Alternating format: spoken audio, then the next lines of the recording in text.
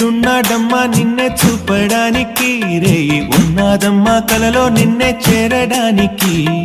మాట మనసు సిద్ధం నీకే ఇవ్వడానికి, నా కళ్ళు పెదవి ఉన్నాయి నీతో నవ్వడానికి.